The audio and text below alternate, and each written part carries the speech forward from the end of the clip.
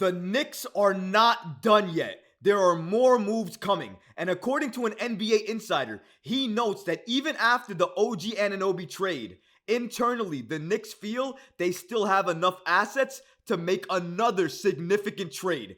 We're gonna break down this report and so much more today. So be sure you're subscribed to the channel and have notifications turned on so you don't miss a second of the new content.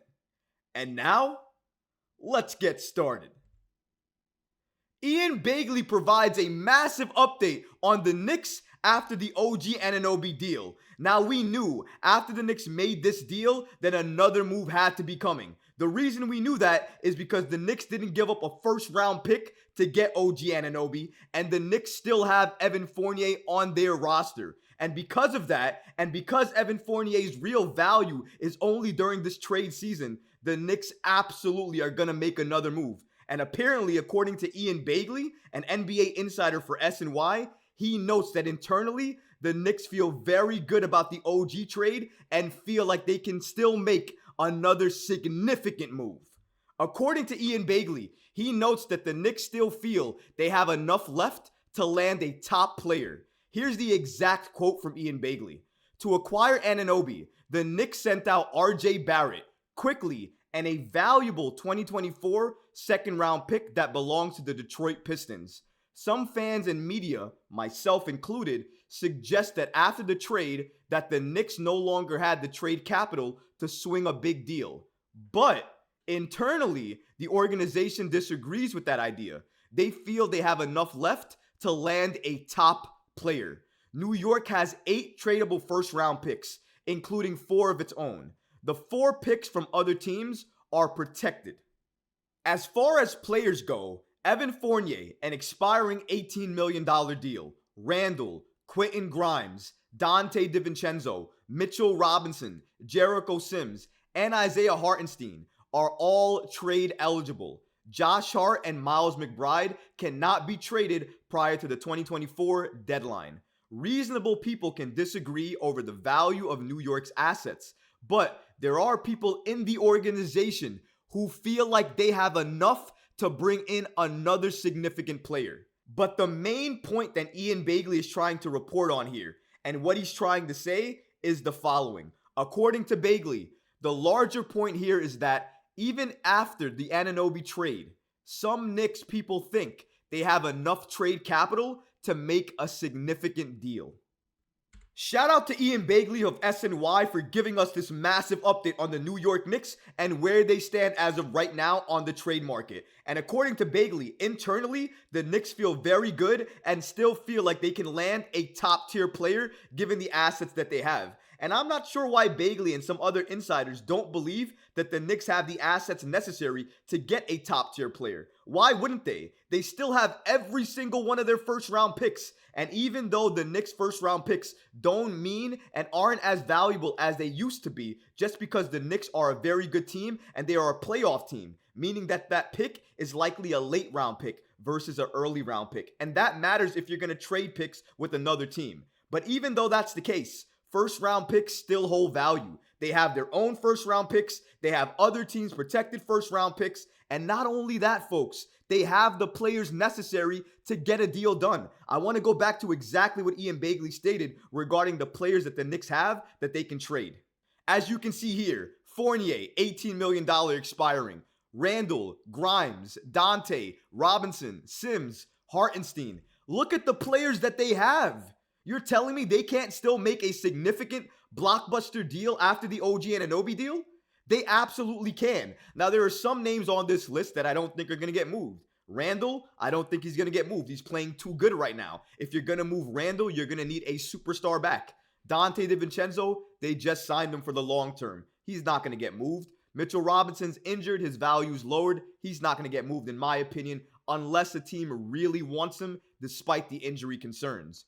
Jericho Sims and Isaiah Hartenstein, I think Hartenstein has a lot more value than Sims, and the reason for that is Hartenstein is in a contract year right now, and if the Knicks don't sign him after the season, he can go to another team, and another team, given how he's playing this season, is likely going to pay him a lot of money because he's looked very good for the New York Knicks, and when Mitchell Robinson was healthy, I don't think an argument could be made that the best backup big in the entire NBA was probably Isaiah Hartenstein.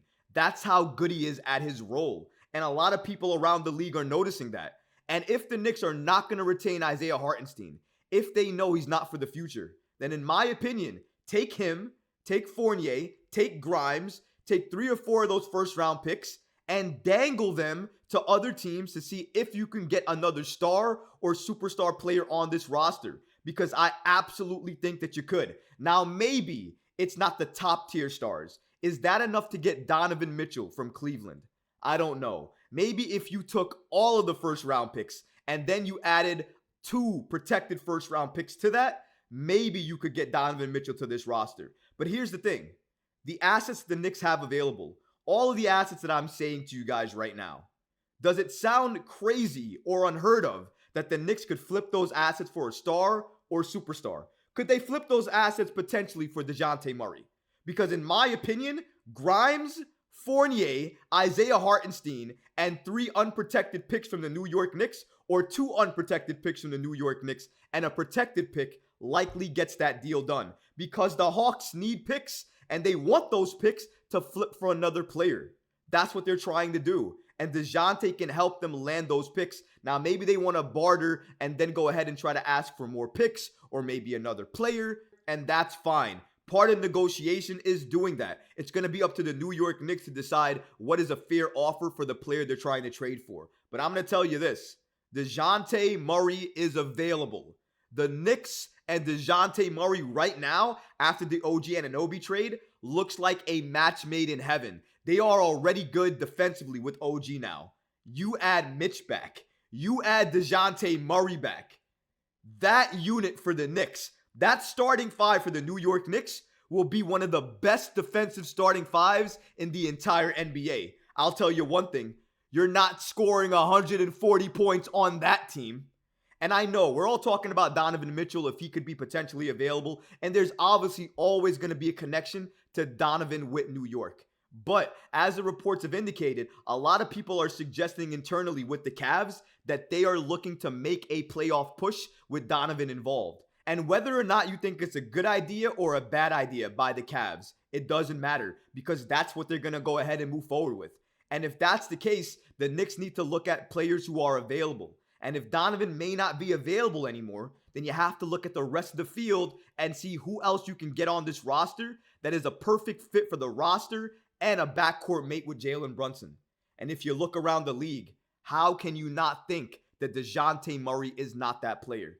He has to be that player. It needs to be Dejounte Murray at this point in time. Because if the Knicks are building one of the best defensive units and one of the best defensive starting 5s, Dejounte Murray adds to that. If Tom Thibodeau is going to be the coach of the future, that is the perfect roster for Tom Thibodeau. Not to mention you got Precious Achiuwa as part of his deal for OG Anunoby. And Precious Achiuwa is another Tom Thibodeau type of guy. He plays a very rugged type of game, and that is the type of game that Tom Thibodeau loves. So I absolutely agree with everybody internally with the New York Knicks. The Knicks absolutely have the players. They absolutely have the assets. They absolutely have the picks to go out there and get another star to pair with Jalen Brunson, to pair with Julius Randle, and to pair on this New York Knicks roster. The only question is who that star is, what stars are available, and what the New York Knicks and Leon Rose are going to do regarding moving forward right now. Because it's clear the New York Knicks are not